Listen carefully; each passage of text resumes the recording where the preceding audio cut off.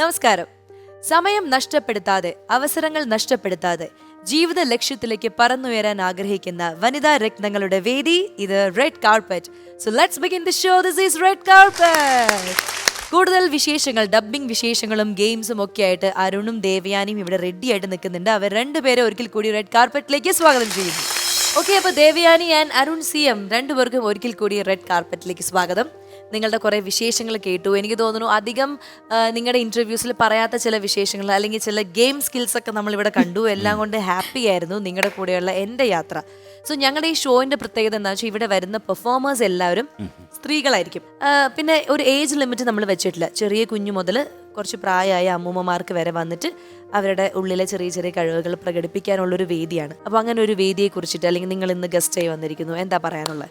ഇപ്പോൾ ഒത്തിരി വേദികൾ എല്ലാവർക്കും കൊടുക്കുന്നുണ്ടെങ്കിലും ലൈക്ക് പ്രായഭേദം ഇനി ഒരു വേദി എന്ന് പറയുന്നത് ഇറ്റ്സ് ഡിഫറെൻറ്റ്. കുഞ്ഞുങ്ങൾക്കൊരു ഓപ്പർച്യൂണിറ്റി, വലിയവർക്കൊരു ഓപ്പർച്യൂണിറ്റി, അങ്ങനെയാണ്. ഞാനിത് ഷോ കാണുമ്പോഴും അത് ശ്രദ്ധിക്കാറുണ്ട്. ഇപ്പം ഞങ്ങളെ വിളിച്ചതും തന്നെ ഒരു ഡിഫറെൻ്റ് ആയിട്ടുള്ള ഒരു കാര്യമാണ്. ഇങ്ങനെ ഒരു ഷോയിൽ ഡബിങ് ആർട്ടിസ്റ്റ് ഞങ്ങൾ ആരും ഫെമിലിയർ ഫേസസ് അല്ല, വളരെ കുറച്ച് ഫെമിലിയർ ഫേസസ് ആണ് ഞങ്ങളൊക്കെ. അപ്പോൾ അങ്ങനെയുള്ള ഒരു ഞങ്ങൾക്കും ഓപ്പർച്യൂണിറ്റി തന്നപ്പോൾ ഒബ്വിയസ്ലി ഷോ ഡിഫറെൻ്റ് ആണ് അല്ലേ? എന്നെ ഒരു നോട്ടം മനുഷ്യൻ കഷ്ടപ്പെട്ട് എങ്ങനെയെങ്കിലും ഒന്ന് കേറി വരാൻ ശ്രമിക്കുമ്പോഴത്തേക്കും ഞങ്ങളെ ആർക്കും അറിയാൻ പാടില്ലെന്ന്. അറിയാൻ പാടില്ല. ഒബ്വിയസ്ലി എന്നെ അറിയില്ല കേട്ടോ, എന്നെ അറിയില്ല.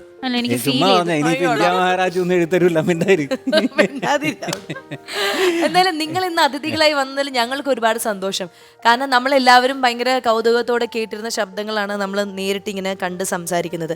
പിന്നെ അരുൺ ചേട്ടന്റെ ലൈഫിലെ ഒരു ആരെങ്കിലും ഒരു ഇൻസ്പയർ ചെയ്തിട്ടുള്ള ഒരു വ്യക്തി, ഒരു സ്ത്രീ വ്യക്തിത്വം ആരെങ്കിലും ഉണ്ടോ? എന്റെ അമ്മ തന്നെ.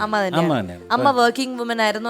അമ്മ ജോലി നേരത്തെ ടെലികോംസിൽ വർക്ക് ചെയ്തിരുന്നു. അത് നിർത്തിയിട്ട് വീട്ടിൽ ഞങ്ങളെ നോക്കാൻ വേണ്ടിയിട്ട് തന്നെ ജോലി നിർത്തിയൊക്കെ വീട്ടിലേക്ക് വന്നു. ഞാൻ പറഞ്ഞില്ലേ, ഇപ്പൊ എനിക്കൊക്കെ ജോലി ഉണ്ടായിരുന്ന സമയത്ത്, അത്യാവശ്യം നല്ല സാലറി ഉണ്ടായിരുന്ന സമയത്ത് നമ്മൾ നിർത്തി ഡബിങ് പോലുള്ള ഒരു കാര്യത്തിലേക്ക് വരുന്നു. അപ്പൊ അതിന് മുൻപെന്ന് പറഞ്ഞാൽ ഇപ്പൊ കലാഭവനിലൊക്കെ പോകുന്ന സമയത്ത് അന്നൊക്കെ ഒരുപാട് നമുക്ക് സാമ്പത്തികമായിട്ടൊന്നും അത്ര വലിയ സംഭവമൊന്നുമില്ല. അപ്പൊ നമുക്ക് ഒരു ദിവസം പോകാനുള്ള ട്രാവലിന്റെ എക്സ്പെൻസ് ഒക്കെ ആ ലൈഫിൽ നിന്ന് മാറ്റി വെച്ച് നമ്മളെ സപ്പോർട്ട് ചെയ്തിട്ടുള്ളത് അമ്മയാണ്. അപ്പോൾ തീർച്ചയായിട്ടും അമ്മയുടെ പേര് തന്നെയാണ്. പിന്നെ അതുപോലെ ഇപ്പം ഞാൻ പറഞ്ഞ ഹേമലത ടീച്ചറുണ്ട്, പിന്നെ ഒരു ആശ ചേച്ചിയുണ്ട്. ചേച്ചിയാണ് എന്നെ തിയേറ്ററിന്റെ പ്ലേയിലേക്ക് കൊണ്ടുപോകുന്നത്. ഒരുപാട് പേരെ നമുക്ക് അങ്ങനെ എടുത്തു പറയാൻ. നിങ്ങൾ ഫാമിലിയെ കുറിച്ച് പറയൂ. വീട്ടിൽ ആരൊക്കെ ഉണ്ട്? വീട്ടിൽ അച്ഛൻ, അമ്മ, അനിയൻ കല്യാണം കഴിച്ചു, അവന് കുട്ടിയുണ്ട്. താങ്കൾ കല്യാണം കഴിച്ചിട്ടില്ല? സിംഗിൾ ആണ്. എത്രയും പെട്ടെന്ന് കല്യാണം കഴിക്കാൻ ആഗ്രഹം മനസ്സിൽ? ബിജു മേനോൻ പറഞ്ഞല്ലോ, നാളെ പെട്ടെന്ന് കിട്ടാൻ തയ്യാറായി നിൽക്കുന്ന ആളാണോ? ഇല്ല, അത് ഇത്രയും കാലം കിട്ടാത്തതുകൊണ്ടല്ലോ, നമ്മള് ഇങ്ങനെ വെയിറ്റ് ചെയ്തുകൊണ്ടാണ്.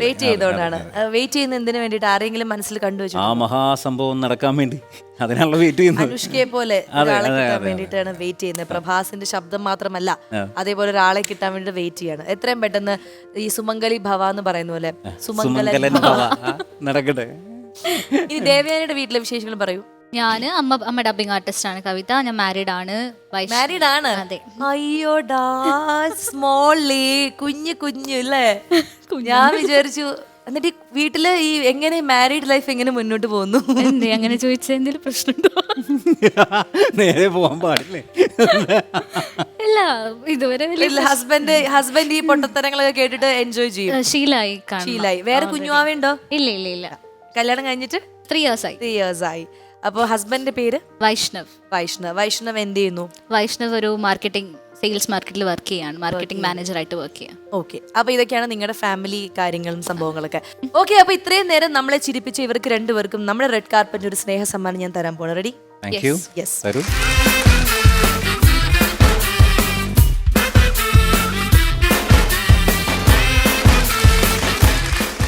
പിന്നെ നമുക്ക് ഇന്ന് ഒരു സർപ്രൈസ് ഉണ്ട്.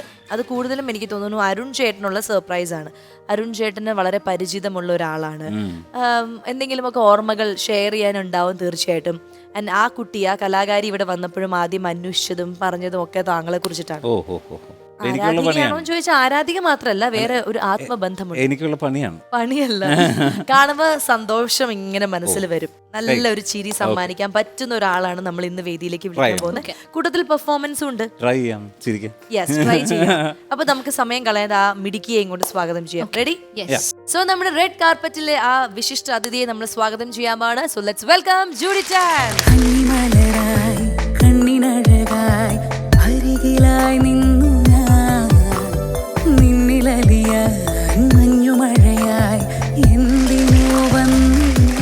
റെഡ് കാർപ്പറ്റിലേക്ക് സ്വാഗതം. താങ്കളുടെ സുഹൃത്ത് അല്ലെങ്കിൽ താങ്കൾ ജീവിതം നൽകിയ ഒരു കുട്ടി. അയ്യോ അങ്ങനെയൊക്കെ പറയല്ലേ.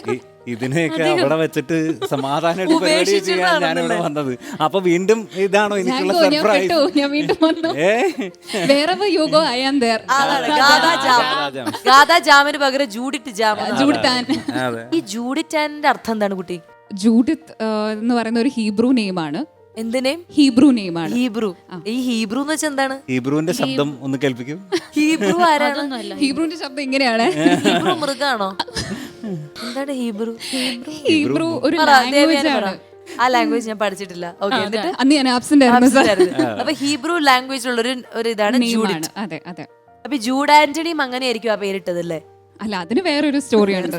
അതെ, ഇത് ആരെങ്കിലും തെറ്റിച്ച് പറഞ്ഞിട്ടുണ്ടോ? ഒത്തിരി പേര് ഒത്തിരി പേര് മനഃപൂർവ്വം, അതായത് ഇവര് പറഞ്ഞ പോലെ മനഃപൂർവ്വം അല്ല, അല്ലാതെ ആരെങ്കിലും ശരിയായിട്ട് വന്നിട്ടുണ്ടോ ചോദിക്കുന്നതായിരിക്കും ശരി. ഒത്തിരി പേര് തെറ്റിച്ച് പറഞ്ഞിട്ടുണ്ട്. പിന്നെ എൻ്റെ ഫാദറിന്റെ പേര് പ്രസാദ് എന്നാണ്. അപ്പോൾ പലരും വിളിക്കുന്നത് ജൂഡിത്ത് പ്രസാദ് എന്നാണ്. അപ്പൊ എൻ്റെ അപ്പ ഇങ്ങനെ പറയും, എടി ചെറിയ നായർ എന്നൊക്കെ പറയുന്ന പോലെ ഉണ്ട് നിന്റെ പേര് കേട്ടാൽ പറയും. ആരും ശരിയായിട്ട് പറഞ്ഞില്ല. അപ്പൊ ഇപ്പൊ ഞാൻ 2-3 തവണ ഇങ്ങനെ പറയണം, ജൂഡിത്താൻ ജൂഡിത്താൻ ഇങ്ങനെ. പക്ഷെ ഒരു വെറൈറ്റി നെയിമാണ്. അതേപോലെ തന്നെ വെറൈറ്റി ഒരു കണ്ണുകൾ ഈ കുട്ടിക്കുണ്ട്. നല്ല ഒരു വെപ്പ് കണ്ണാണ് അതൊക്കെ. വെപ്പ് കണ്ടോ? കണ്ണ് ഒരു ദിവസം എഴുതി, കണ്ണ് വെള്ളത്തിൽ എടുത്തിട്ട് പോയി. ഇതൊക്കെ എന്ത് കോൽവളിയാ അത്? തുമ്പിയോ? സാധാരണ ഞാൻ കാണുമ്പോ ഇങ്ങനെയൊന്നും അല്ലായിരുന്നല്ലോ. ഇങ്ങനെ പലതും കാണാം. എല്ലാ ദിവസവും എന്നെ എന്തെങ്കിലും പറഞ്ഞ് കളിയാക്കുന്നുണ്ടാവും. എന്തെങ്കിലും. ശരിക്കും നിങ്ങൾ തമ്മിലുള്ള ബന്ധം എന്താണ്? ഗുരുശിഷ്യ ബന്ധമാണോ, സുഹൃത്ത് ബന്ധമാണോ, അതോ? അത്രേ ഉള്ളൂ ഓപ്ഷൻസ് അല്ലേ? അല്ല, നിങ്ങളെ ആ സ്വാസിക ബന്ധം എന്താണെന്നൊക്കെ ചോദിക്കുന്നത് എന്തിനാ? ശരി, അതായത് ഈ കുട്ടി സർപ്രൈസ് ആണെന്ന് ഞാൻ പറഞ്ഞു. ഈ കുട്ടി ഇവിടെ വന്ന് അന്വേഷിച്ചു അരുൺ ചേട്ടൻ എന്നൊക്കെ ഞാൻ പറഞ്ഞു. പക്ഷെ പ്രേക്ഷകർക്ക് അറിയാൻ ആഗ്രഹം ഉണ്ടാവും, എവിടെ വെച്ച് നിങ്ങൾ കണ്ടുമുട്ടി? ഒന്നുമില്ല, മറ്റേ നമ്മൾ വേറെ രീതിയിൽ പറയട്ടെ. തെറ്റിദ്ധരിക്കലോ. ഓടമ്പാക്കത്തൂടെ ചാൻസ് ചോദിച്ച് അലഞ്ഞ് ഒരു ചാൻസും കിട്ടാത്ത കാലത്ത് ഏതോ ഒരു പരസ്യം ചെയ്ത ശബ്ദം കേട്ട് എൻ്റെ ഫ്രണ്ട് അജിത് കുമാർ, അജിത്ത് വിളിച്ചാൽ അളിയ ആ ശബ്ദം കൊള്ളാലോ, അതാരാന്ന് അന്വേഷിച്ച് കണ്ടുപിടിച്ച് ഞങ്ങളടുത്ത് കഴുത്തി ചുറ്റിയ പാമ്പാണ് ഇരിക്കുന്നത്. മുട്ടുവീൻ തുറക്കപ്പെടും, അന്വേഷിപ്പീൻ കണ്ടെത്തും. ഞങ്ങൾ അന്വേഷിച്ച് കണ്ടുപിടിച്ചതാണ്, എങ്ങും വന്ന് മുട്ടിയിട്ടില്ല. ഇവരുടെ ഭാഗ്യമാണ് കേട്ടോ എന്നെ പോലൊരു ആളെ. അല്ല കേട്ടോ ചേട്ടൻ ആ കാര്യങ്ങൾ ഓർക്കുമ്പോ തന്നെ പെരുവരല് അന്വേഷിച്ച് കണ്ടുപിടിച്ച് തോളത്തിട്ടു. തോളത്തൊന്നും ഇട്ടില്ല, അവിടെ മാറ്റി വെച്ചു. അത്യാവശ്യം ഞങ്ങളുടെ കുറെ സിനിമകളിൽ ഇപ്പൊ അവര് നല്ല, ഇപ്പൊ നമ്മൾ തമാശയായിട്ടാണ് ഇതെല്ലാം പറഞ്ഞത്.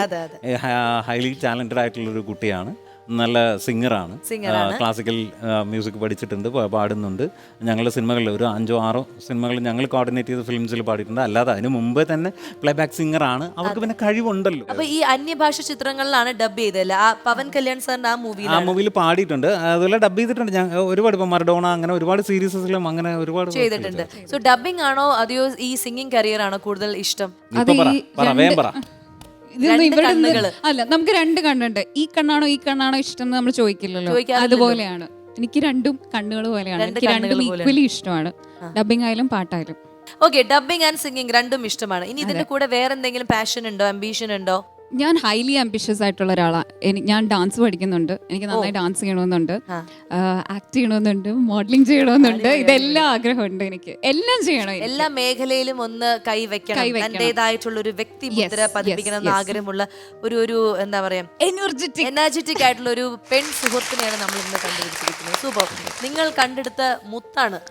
നിങ്ങൾക്ക് ഇങ്ങനെ തന്നെ വേണം. ഇനി പറയൂ, വേറെ വീട്ടിലെ വിശേഷങ്ങൾ എന്തൊക്കെയാണ്? വീട്ടിൽ ആരൊക്കെ ഉണ്ട്? എന്ത് ചെയ്യണു? അപ്പ, അമ്മ, പിന്നെ ഞങ്ങൾ 4 മക്കളാണ്. ഞാൻ മൂത്തത്, ബ്രദർ, സിസ്റ്റർ, ബ്രദർ. അങ്ങനെ ഞങ്ങൾ 4 പേരാണ്. എന്ത് ചെയ്യുന്നു ജൂഡി? ഞാൻ MA കംപ്ലീറ്റ് ചെയ്തു, SH കോളേജിലായിരുന്നു. അത് കഴിഞ്ഞ് ഇപ്പൊ MPhil ചെയ്യുന്നു ക്യുസാറ്റിൽ. ശരി. പിന്നെ ഒരുപാട് മൂവിയിൽ പാടിയിട്ടുണ്ട്. ബ്രദേഴ്സ് ഡേയിലൊക്കെ പാട്ട് പഠിക്കുന്ന ഈ ആളാണെന്ന് പലർക്കും അറിയില്ല. ഈവൻ ഞാൻ വരെ ഇന്നാണ് അതൊക്കെ മനസ്സിലാക്കി. അത് എനിക്ക് ഭയങ്കര കോമഡി ആയിട്ട് തോന്നുന്നത്. കാരണം പോടുന്നു ഞാൻ ഈ കല്യാണ വീട്ടിലൊക്കെ പോകുമ്പോ ഈ പാട്ട് എല്ലായിടത്തും ഇടും. എന്നിട്ട് ഞാൻ അവിടെ ഇങ്ങനെ നിന്ന് കേൾക്കുന്നുണ്ട്, പക്ഷെ ആർക്കും അറിയില്ല ഇത് ഞാനാ പാടിയ. അത് എപ്പോഴെങ്കിലും വിഷമം ഉണ്ടാക്കിയിട്ടുള്ള സിറ്റുവേഷൻ തന്നെ ആയിരുന്നു? ഇല്ല, എനിക്കത് ഭയങ്കര സന്തോഷമായിട്ടാണ് എനിക്ക് തിരിച്ചാ തോന്നിയിട്ടുള്ളത്. ബിക്കോസ് നമ്മളെ ആരും റിയലൈസ് ചെയ്യുന്നില്ല, പക്ഷെ നമ്മുടെ പാട്ട് എല്ലാവരും എൻജോയ് ചെയ്യുന്നുണ്ട്. അങ്ങനെ നമുക്ക് ആ പാട്ടിന് 2 വരി ഒന്ന് വേഗം ഒന്ന് പാടാം, ഒരു ഓളത്തിന്.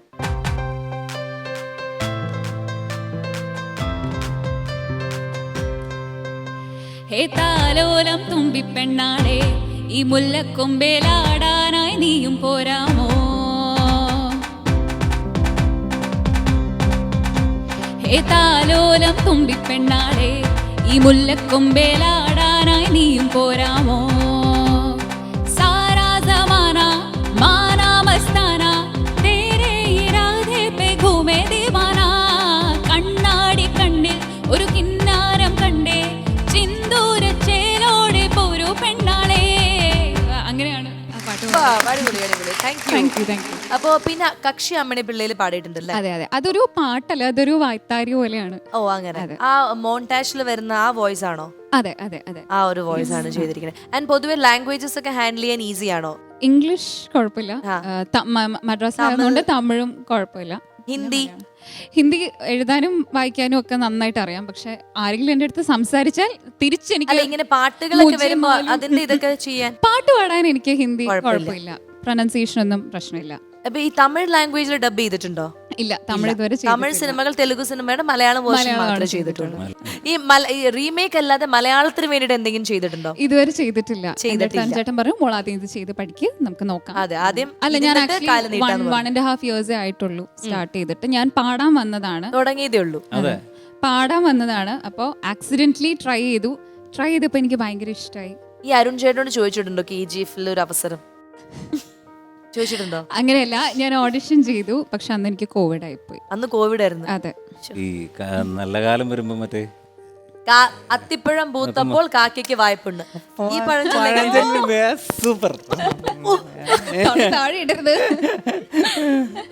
ഈ ഡബിംഗ് ആർട്ടിസ്റ്റായ ഈ ജൂഡി ചാരനോട് ദേവയാനിക്ക് എന്താ പറയാനുള്ള? എന്തെങ്കിലും ഒരു വളർന്നു വരുന്ന കലാകാരിയാണല്ലോ. അഡ്വൈസ് എന്നല്ല, നമ്മൾ കിട്ടുന്ന ക്യാരക്ടർ ആരെ നോക്കി ഇമിറ്റേറ്റ് ചെയ്യാനോ ആരെ കണ്ട് പഠിക്കാനോ ഒന്നും നിൽക്കണം. ആരെയും ലൈക്ക് നമുക്ക് സെൽഫായിട്ട് ഒരു ഇതുണ്ടാവും, അത് ഫോളോ ചെയ്യാന്നുള്ളത് മാത്രമാണ്. നമ്മുടെ വോയിസിന്റെ സ്ട്രെങ്ത്തും നമ്മുടെ വോയിസിന്റെ വീക്ക്നെസ്സും ഒക്കെ നമ്മൾ തന്നെ കണ്ടുപിടിക്കുക. ഇപ്പം ചിലർക്ക് ചിരിക്കാനായിരിക്കും പാട്, ചിലർക്ക് കരയാനായിരിക്കും പാട്. ഇപ്പം ഓരോരുത്തർക്കും ഓരോ പോസിറ്റീവ്സ് ഉണ്ടാവും. എനിക്ക് കരയാനും കരഞ്ഞ് സംസാരിക്കാനും കരയുമ്പോൾ ഇടർച്ച വരാനും ഒക്കെ എനിക്ക് ഇഷ്ടമാണ് ചെയ്യാൻ പൊതുവെ. അപ്പോൾ ഓരോരുത്തർക്കും ഓരോ ഇഷ്ടമുണ്ടാകും. നമ്മുടെ വീക്ക്നെസ് എവിടെയാണെന്ന് കണ്ടുപിടിച്ചിട്ട് അത് നമ്മുടെ ലൈഫിൽ എവിടെയെങ്കിലും നമ്മൾ ആ ഒരു സിറ്റുവേഷൻ ഫേസ് ചെയ്യുമ്പോൾ എങ്ങനെയാണ് നമ്മൾ റിയാക്ട് ചെയ്യുന്നത് നോക്ക്. ചൂസ് ചെയ്യാം. സൂപ്പർ. അത് കൊള്ളാം. അത് ഒരു മനസ്സിൽ എപ്പോഴും സൂക്ഷിക്കേണ്ട ഒരു കാര്യമാണ്.